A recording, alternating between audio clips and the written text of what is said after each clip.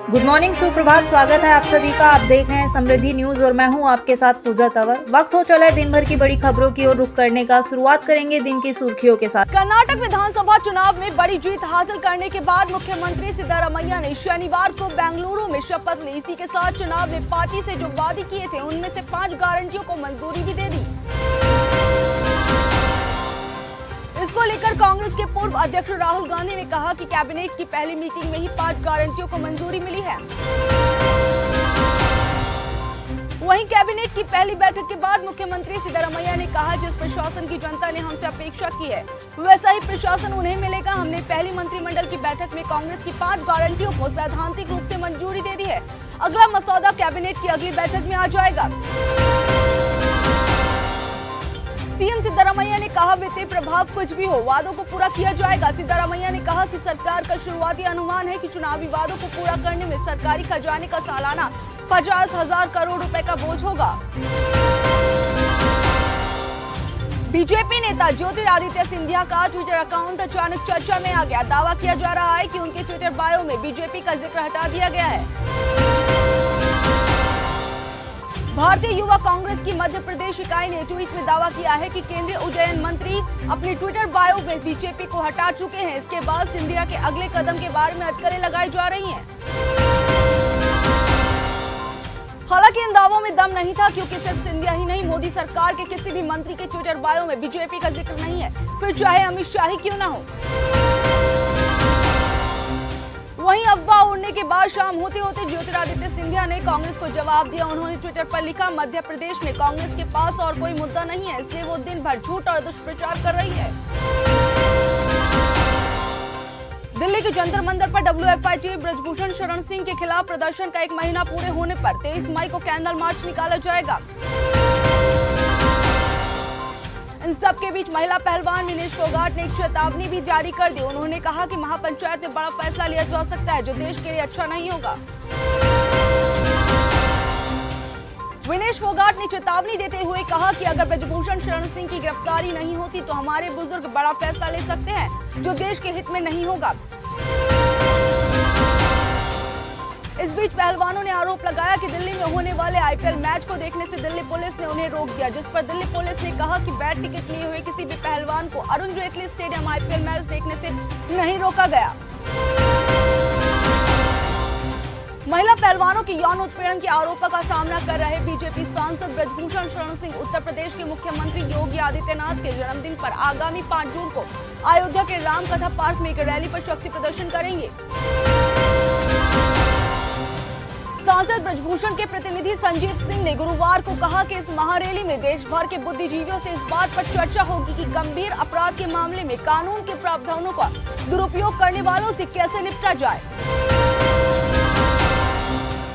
उन्होंने कहा कि उत्तर प्रदेश के 75 जिलों के साथ साथ बिहार, दिल्ली, हरियाणा, पंजाब, राजस्थान के अलावा अन्य राज्यों से भी लोगों को आमंत्रित किया जा रहा है। इस रैली में 11 लाख लोगों को एकत्र करने का लक्ष्य रखा गया है।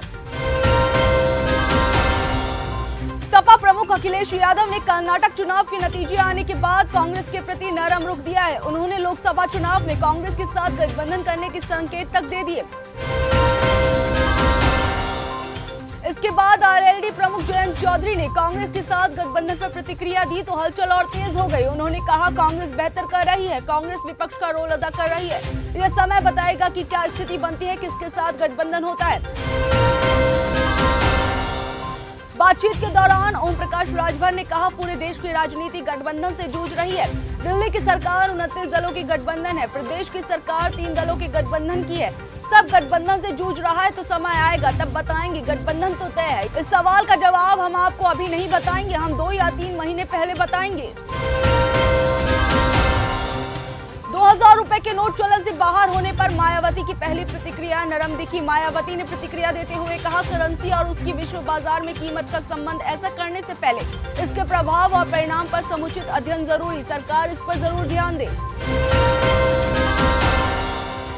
जबकि सपा अध्यक्ष अखिलेश यादव ने ट्वीट में कहा, कुछ लोगों को अपनी गलती देर से समझ में आती है। 2000 रुपए के नोट के मामले में भी ऐसा ही हुआ है, लेकिन इसकी सजा इस देश की जनता और अर्थव्यवस्था ने भुगती है। कर्नाटक विधानसभा चुनाव में कांग्रेस की शानदार जीत के एक सप्ताह बाद शनिवार को सिद्धारमैया के नेतृत्व में नई सरकार का गठन हो गया। वहीं कांग्रेस में फिर अखिलेश यादव को दिखी उम्मीद, कहा आशा है नया नेतृत्व नए कर्नाटक का निर्माण करेगा। जबकि मायावती ने ट्वीट किया, कर्नाटक विधानसभा चुनाव के उपरांत मंत्रिमंडल में डीके शिव कुमार को उप मुख्यमंत्री बनाकर कांग्रेस ने अपनी अंदरूनी कलह को थोड़ा दबाने का प्रयास किया है, लेकिन दलित और मुस्लिम समाज की उपेक्षा क्यों, जबकि इन दोनों वर्गों ने एकजुट होकर कांग्रेस को वोट देकर विजयी बनाया है।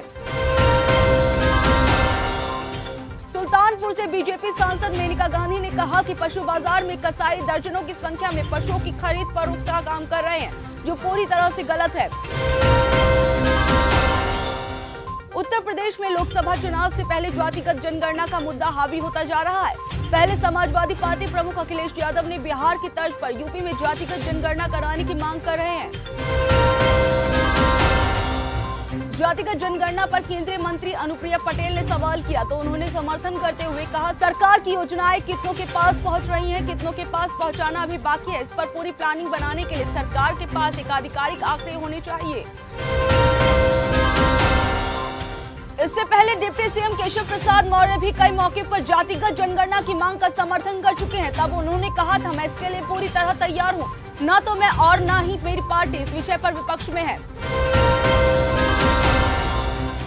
यूपी में फिर होगा उपचुनाव, अखिलेश यादव के इस विधायक की सदस्यता पर खतरा। कानपुर में समाजवादी पार्टी के विधायक इरफान सोलंकी और उनके भाई रिजवान सोलंकी समेत उनके सहयोगियों पर पड़ोस में रहने वाली नजीरा फातिमा के प्लॉट पर कब्जा करने का आरोप लगा था।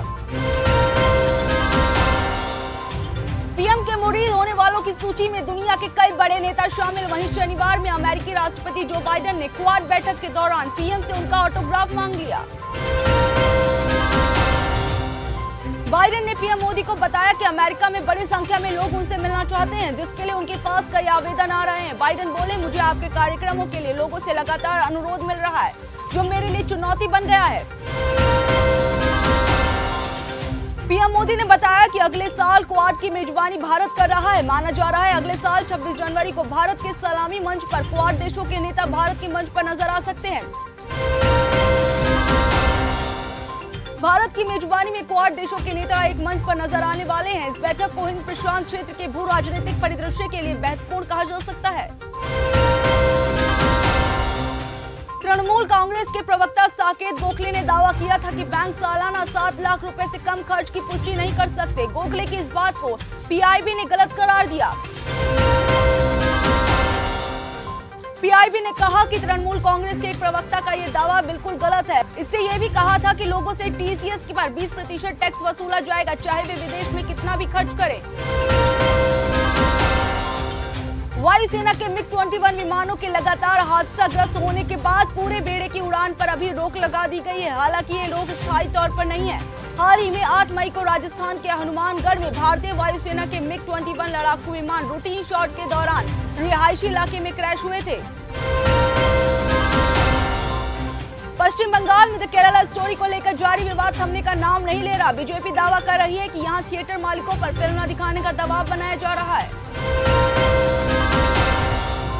मैं दिल्ली का पालतू कुत्ता नहीं बनूंगा। 9 घंटे की सीबीआई पूछताछ के बाद अभिषेक बनर्जी ने बीजेपी और केंद्र पर गुस्सा जाहिर करते हुए अमित शाह के बेटे जय शाह पर लगाया बड़ा आरोप। अभिषेक ने कहा, बीरभूम के तृणमूल कांग्रेस नेता अरुब्रत मंडल की बेटी सुकन्या मंडप की संपत्ति 150 गुना बढ़ने के आरोप में जेल में है, लेकिन 1500 गुना संपत्ति बढ़ने के बावजूद अमित शाह के बेटे जय शाह बाहर हैं। आरबीआई की ओर से 2000 रुपए के नोट को सर्कुलेशन से बाहर करने के फैसले पर जमकर विरोध हो रहा है। इन सब के बीच छत्तीसगढ़ के मुख्यमंत्री भूपेश बघेल ने 2000 रुपए के नोट को वापस लेने के फैसले को थूक कर चाटने जैसा बताया।